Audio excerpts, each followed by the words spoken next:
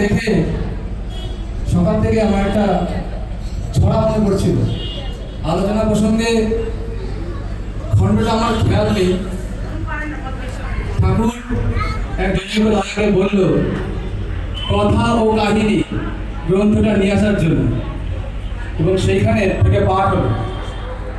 কথাটা ছিল, কবে প্রাণ ভরে কহিতে পারিব পেয়েছি আমার শেষ, তোমরা সকলে আসো মোর পিছে, গুরু তোমাদের সবারে ডাকিছে, আমার জীবনের লোভিয়া জীবন জাগরে সকল দেশ, নাহি আর ভয় নাহি সংশয় নাহি আর আগু পিছু, পেয়েছি সত্য লোভিয়াছি পথ, সরিয়া দাঁড়ায় সকল জগৎ, নাই তার কাছে জীবন মরণ নাই নাই আর কিছু, হৃদয়ের মাঝে পাইছি শুনিতে দৈব বাণীর মতো, ওই চেয়ে দেখো কত দূর হতে তোমার কাছে ধরা দেবে বলে আসে লোক কত শত, ওই শোন শোন কল্লোল ধ্বনি ছোটে হৃদয়ের ধারা, স্থির থাকো তুমি জাগি, প্রদীপের মতো অলস ত্যাগী, এ নিশীথ মাঝে তুমি ঘুমাইলে ফিরিয়া যাইবে তা। আচার্যদেরকে দেখে এই যে ছড়াটা আমি জীবন্ত অনুভব করি। তিনি প্রতিটা মুহূর্তে চির অতন্দ্র হয়ে বসে আছেন আমাদের জন্য। পূজনীয় অবিন্দার একই রকম ভাবে চির অতন্দ্র। তাহলে আমার জীবনে এমনটা কবে হবে, এটা দেখে আমি ভাবি, আমার ভাবনা আমি বলছি, আমার কবে হবে এমনটা? আমি কবে বলতে পারবো পেয়েছি আমার শেষ, তোমরা সকলে আসো মোর পিছে? কবে বলতে পারবো? পরম পিতার চেহারা দেখতে পাচ্ছি পরিষ্কার ভাবে।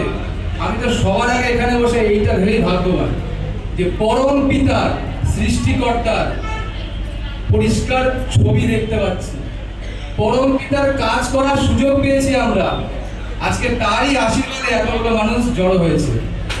কিন্তু এই যে উৎসব, এই এত আঙ্গিক, তিনি না থাকলে শ্মশান হয়ে যাবে, কিচ্ছু থাকবে না, কিচ্ছু নেই।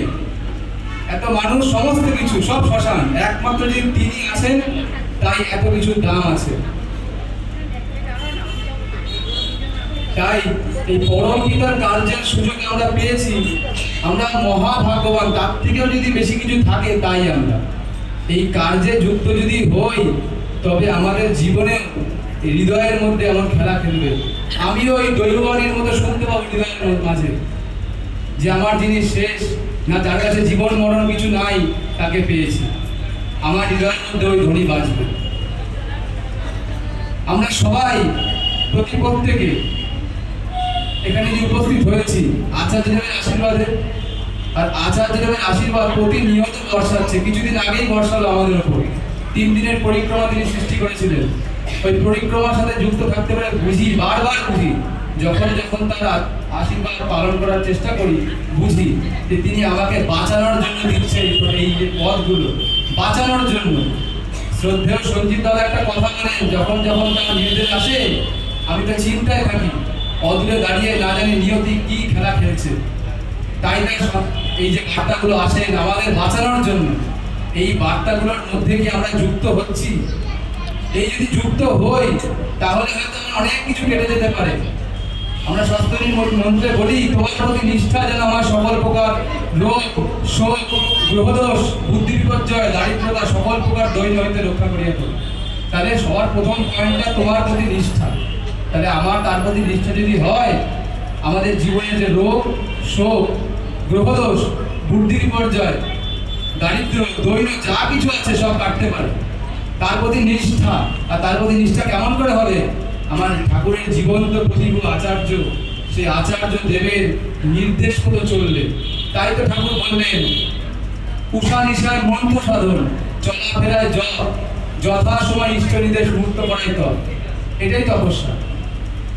দুবেলা মন্ত্র সাধন করা, যেমন যেমন ঠাকুর বলতে সেরকম চলার চেষ্টা করা, চলতে ফিরতে জপ করা, এবং তিনি যে নির্দেশ দিচ্ছেন প্রতিটা মুহূর্তে। দেখুন আজকে আমরা এই নির্দেশেই কিন্তু জড়ো হয়েছে। এখানে নর্থ চব্বিশ পরগনার সমস্ত মন্দিরে সবাই জড়ো হচ্ছে তার নির্দেশে।